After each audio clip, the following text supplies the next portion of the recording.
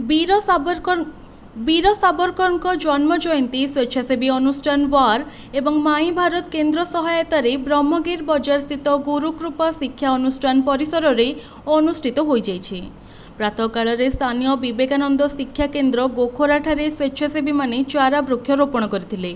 ଏହି ଅବସରରେ ବୀର ସାବରକରଙ୍କ ଜୀବନୀ ସମ୍ପର୍କରେ ଛାତ୍ରଛାତ୍ରୀଙ୍କ ମଧ୍ୟରେ ପ୍ରବନ୍ଧ ପ୍ରତିଯୋଗିତା ହୋଇଥିଲା ଏବଂ ସମସ୍ତ ବିଜୟୀ ପ୍ରତିଯୋଗୀଙ୍କୁ ପ୍ରମାଣପତ୍ର ସହିତ ପୁରସ୍କାର ପ୍ରଦାନ କରାଯାଇଥିଲା।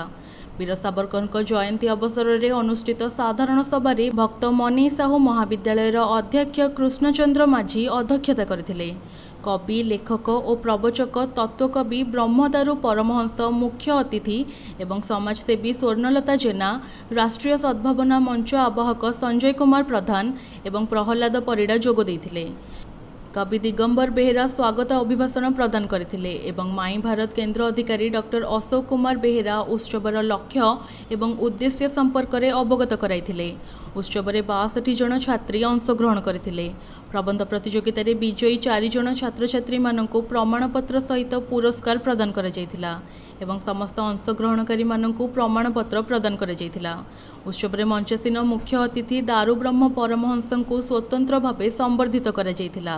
प्रहलाद परिड़ा, सांबादिक चित्तरंजन महांती, विकास शताब्दी, सहदेव बेहेरा, वासुदेव सेनापति, विकास बराड़ एवं पंचानन पल्लाई को सभारे अतिथिवृंद सम्मानित करथिले। अन्यमानंक मध्यरे अजय कुमार स्वाई, शिक्षक रवींद्र कुमार पल्लाई, करुणाकर साहू एवं नवकिशोर साहू प्रमुख उपस्थित रही कार्यक्रम परिचालना करथिले।